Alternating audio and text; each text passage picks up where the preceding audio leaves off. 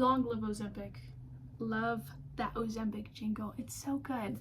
Did you guys ever watch something on the TV that was really serious or really like, this is very intense? And then you got the Ozempic ad, and then it was like, oh, life is amazing. It's so good because of Ozempic. Did you guys ever get that?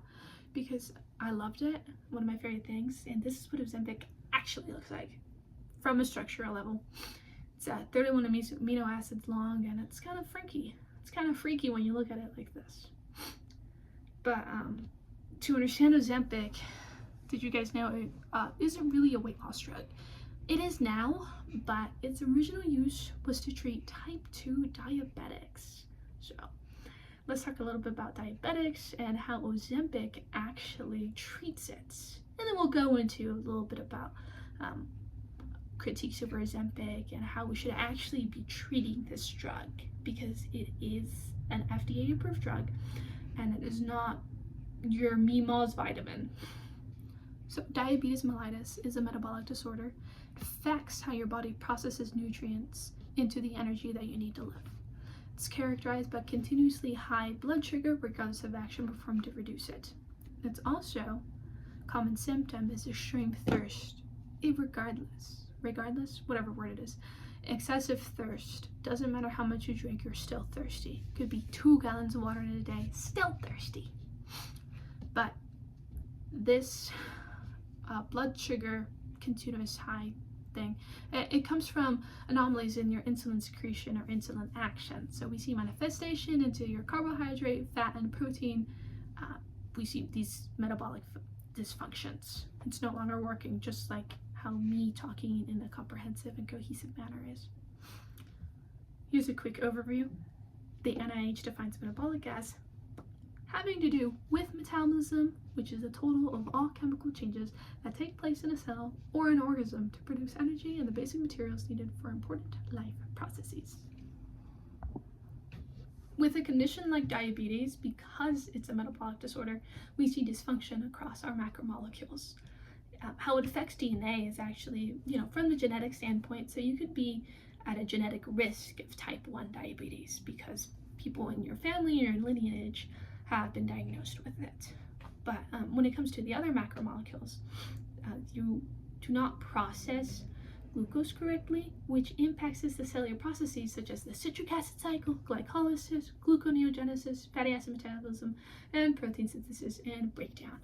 Now, if you didn't know a thing I just said, know that it's affecting important processes that happen within your cells that keep you alive. You need these to be working optimally, to be feeling your best physically. If they don't work, you will usually feel sluggish, and depending on how bad it is, just flat out deathbed really is a range. So some diabetes complications, they really affect your eyes. You can become blind because of diabetes. You can have renal failure, so your kidneys. You have heart disease, and you get nerve damage, which is where people start to lose limbs because of their diabetes. Atherosclerotic cardiovascular disease is a classic term for the heart-related ones, and it's one of the major causes of diabetes-associated morbidity and mortality. So if you're going to die of diabetes, probably going to be heart attack related. There are 4 types of diabetes mellitus: type 1, gestational, secondary, and type 2. Bam, infographic. It's exactly what I'm going to say. Type 1 accounts for 5 to 10% of all diabetic cases. It's an autoimmune disorder, actually, so it destroys your own pancreatic beta cells. And you need them. You need those pancreatic beta cells for your liver. Where'd that come from? For your pancreas. For your pancreas to function properly. A gestational, if you've ever been pregnant, you're at risk for gestational diabetes. And it's one of the many complications that comes with pregnancy. Secondary diabetes is one they don't really talk about. It's a very small percentage, and it's associated with certain specific conditions, pathologies, and or disorders.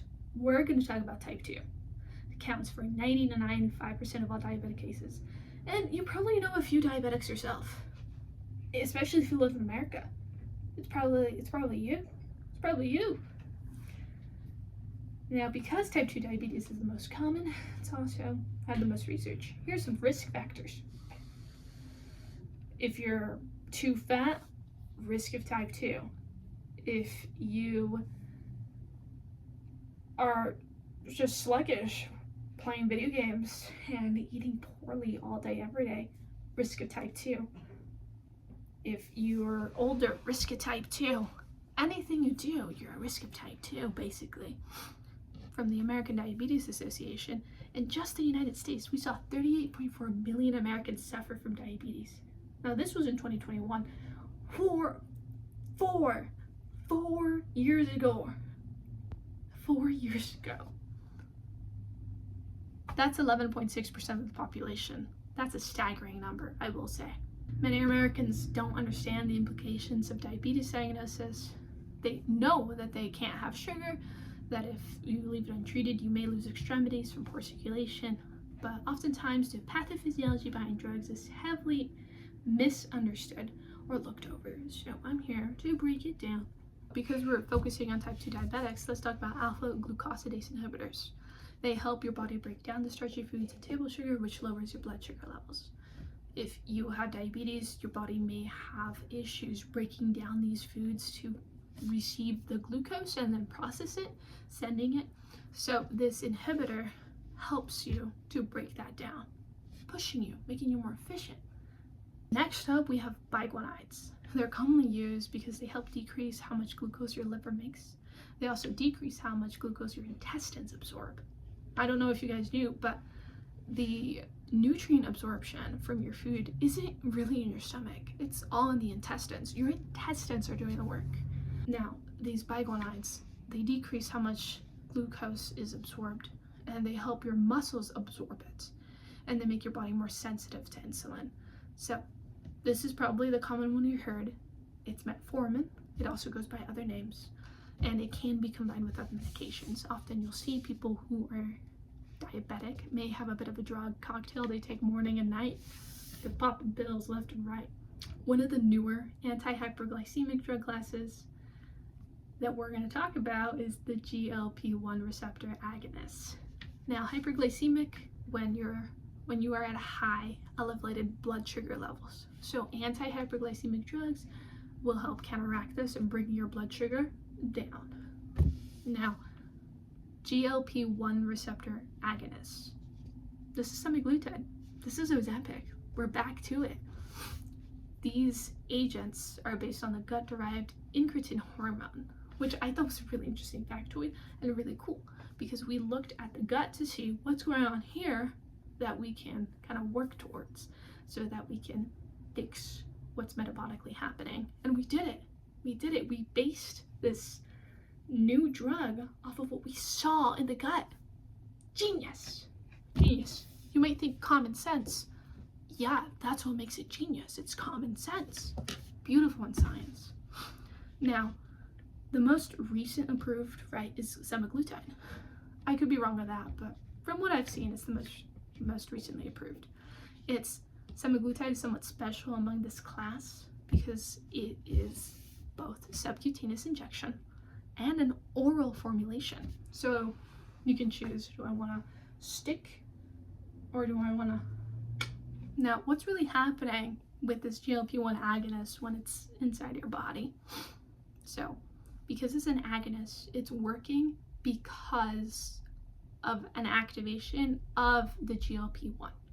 So when your body is doing its thing and the glucagon-like peptide 1 receptor is activated, you have the agonist, the semaglutide, pump the glucose-dependent insulin secretion. So this is what helps lower that blood sugar level. It works in response to what's naturally happening in your body. This slows your gastric emptying because you want more absorption, or rather you're controlling absorption. So it's slowing your gastric emptying, increasing your beta cell proliferation. Remember, we like those, we want those, and reduces your glucagon release. Glucagon is like another stored version of glucose For our purposes, they're one and the same. They're different, but for our purposes, they're one and the same.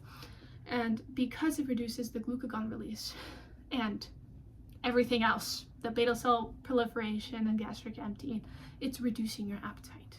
Now, what helps reduce your appetite also is that it interacts with the receptors in your hypothalamus to reduce the sense of hunger, alleviate food cravings, and basically make you think you're full.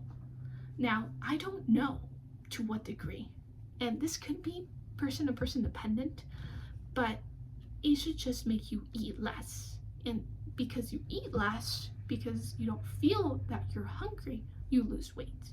So that's kind of like the basis behind of this function. But it should be within healthy enough standards. So that classic maximum 2 pounds a week sort of thing. Like I'm pretty sure it doesn't exceed what ends up happening there. Now, there's 2 other names that this semaglutide falls under Wegovy and Rybelsus. Under Rybelsus. As Wegovy, it's an injection. As Rybelsus, it's a tablet. Now, the recommended approach for weight management with these drugs includes the integration of the drug and a balanced diet with regular exercise. It's an important thing to know that you don't just take the drug. The intention is you take the drug, have a balanced diet and regular exercise, because if you're going to lose weight, you don't want to lose your muscle mass as well, because that's what helps you keep being strong and helps fuel your body. So you want that regular exercise so that the weight you are losing is mostly that fat that you want gone to help increase your general health and reduce risk of other diseases. Now, there is a study they did comparing Wegovy, the injection, to another weight loss drug, liraglutide. They saw that Wegovy was far better in giving you body weight changes within the study. Here it is, if you want to look at it. A common concern that's being held around social media, specific on what circles you are, is this Ozempic face. It's not something that Ozempic is specifically doing to your skin. It's just what happens with rapid weight loss. As you age, your body loses the ability to keep tight skin. I mean, you see in older people, they just naturally get looser skin. It's a normal part of aging. And if you have lost a ton of weight before in your life, you will see you will have extra loose skin that may or may not go back to what it previously was. So when you're on Ozempic, you may see this rapid weight loss, and your body just no longer has the means to tighten your skin back up. So this is what makes you older and more wrinkly. But it's important to know there's no evidence that research and data has, none of it, to say that it's affecting the molecules within your face to give you Ozempic face. It's only the weight loss. There are also no major safety concerns risen to date. There's the classic worries because this drug just got onto the market in 2017. It hasn't been out for as long as other drugs, so we just don't have research studies that span enough long term to conclude. But we can say with our current data, there are no safety concerns, but they are keeping their eye open and continuing studies to see if anything does come up. One of the things they're looking for is if we have any causes of pancreatic cancer, the thyroid cancer, or DRP complications. Also, when you are comparing the beneficial effects of these drugs on glucose metabolism, blood pressure, body weight, and cardiovascular endpoints, Ozempic has an overall beneficial risk for treatments of patients with type 2 diabetics. If you have type 2 diabetics and you're using it to treat diabetes, it will benefit you as long as done correctly via your doctor's instructions. It will better your condition and theoretically increase your lifespan. A spoken critic, or rather person who finds a potential issue with Ozempic, is Professor Giles Yeo, a geneticist at the University of Cambridge. They said, I do fear that actually not only our government, but many governments and policymakers may very well use these drugs as a cop-out, not to make the policy decisions, and that's a real issue. Weight loss drugs make you feel fuller, you eat less, but what they don't do is improve your diet. It's an important thing to think about is that Ozempic isn't an easy way out drug. If used improperly, if not used in conjunction with proper exercise and diet, it can really mess up your physical body in the sense that that rapid weight loss will have ramifications on your muscle mass, how your body can use energy, can make you feel really sluggish, and what can happen post using Ozempic and reaching that desired weight goal. So it's important that we look at the systematic issues that may be the reason why this drug exists. Its original intention, type 2 diabetes, functions well, but its secondary intention as a weight loss drug, is it out of, are we really helping our patients here, or is this used more as a cosmetic drive because we have this idealized body standard in our current time point, and Ozempic is the current method to achieve it. So you should speak about Ozempic to those who have type 2 diabetes and are at the high enough BMI scale that they would benefit from taking this. If they are not in the upper end of the BMI scale and they have the means to lose weight in another format that's more on the well-balanced diet and exercise way, I think that one should be promoted a lot more.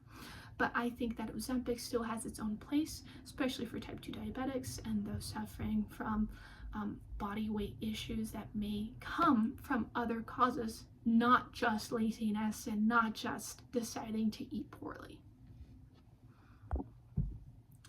With that, I wanted to say that according to Novo Nordisk, Ozempic is an adjunct to diet and exercise to improve glycemic control in adults with type 2 diabetes mellitus. So Wegovy is for adults with obesity, meaning a BMI of 30 or overweight people with a BMI of 27 and over who also have weight-related medical problems. So again, this is just to say it's not for everyone, it's for a specific group of people who would genuinely benefit from them. Back to diabetes, I like flopping between the two. I hope it's okay and makes sense. I figured it would be because it's very clearly talking about weight loss versus talking about diabetics, but it's the same drug I'm talking about. So back to hemoglobin A1C.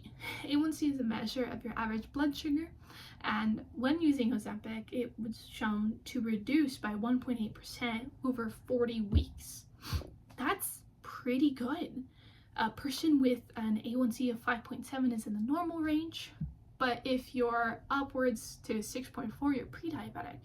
And if you're 6.5 and higher, you have diabetes. So if you're able to bring that 6.5 down by 1.8%, you are, let me see if we can do quick math right now. 4.7? Oh man, no, that was bad. No, that was totally right. That was totally right. I just fact checked myself. So if you are able to bring down your A1C that well, you should be good. Then you don't have to suffer with complications of diabetes, and that's really good. that's a great thing. Again, switching back to weight loss, for people taking semaglutide for weight loss, it's also been pretty significant. In one 2-year randomized control trial of 304 participants were shown to have lost on average 15.2% of their body weight when taking Wegovy, compared to 2.6% taking the placebo. So that's a genuine, real number that people are losing. And this means if you are 200 pounds, you just lost 30. You just lost 30 taking this. And if you are in that upper obese range, 30 pounds could be enough to bring you from a super high risk cardiovascular event down to a lower risk. I wanted to end this video with my own thoughts on Ozempic when it comes to societal impacts, and just reiterating kind of what I said on the physical impacts, is that If you are suffering from type 2 diabetics and you feel that the current medication you're taking is not working, or you don't feel good on it, and you want to feel better and you want to control your A1C levels more, Ozempic could be a great solution for you, and you should speak to your doctor about it and get a second opinion as well. Second opinions are very important. Doctors do make mistakes.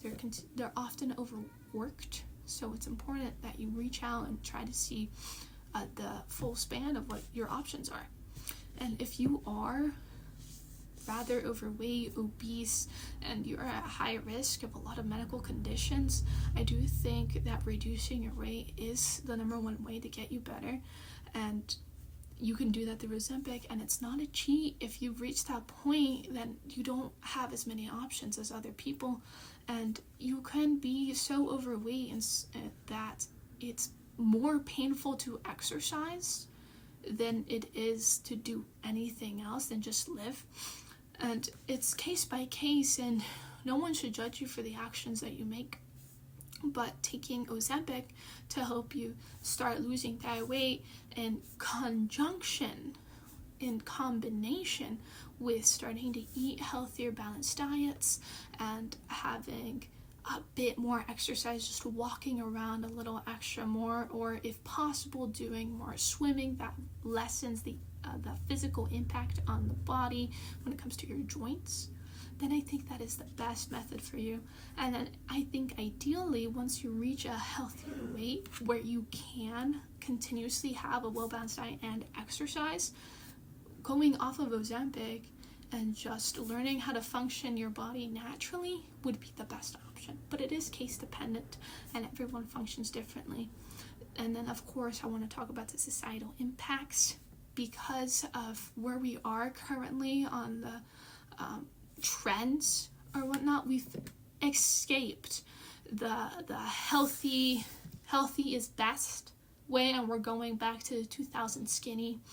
And whether we realize it or not, talking about how Ozempic has made women's lives better and showing how Ozempic makes you so skinny, and talking about how little you eat, it's glamorizing a serious drug, and it's very impressionable to younger viewers who don't have this kind of medical knowledge or are not in the science field.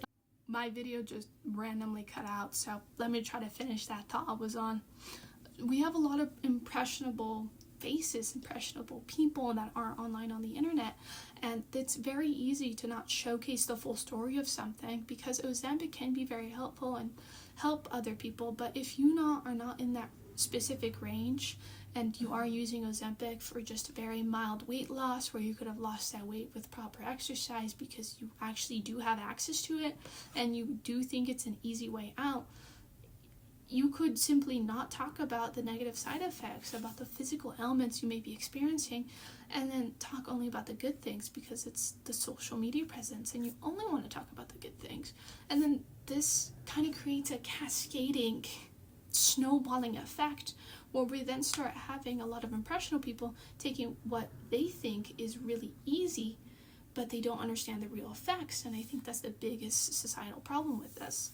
And we see this, again, increase of it because we're going back to the 2000 skinny, where skinny is best, where almond moms reign the world, where we start looking at our physical appearance for the real sign of health, as opposed to how you feel, how active you can be, if you can run a mile without dying, if you are able to climb a rock wall. There's a lot of ways you can assess if you're healthy, and I do not believe that your physical appearance should be a focal or the main focus at all.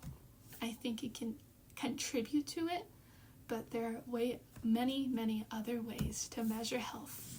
And thank you for watching my video on demystifying Ozempic. I hope you guys understood the differences between taking Ozempic in a healthy way versus not, and what is really happening to your body when you are taking one of these diabetic drugs for weight loss.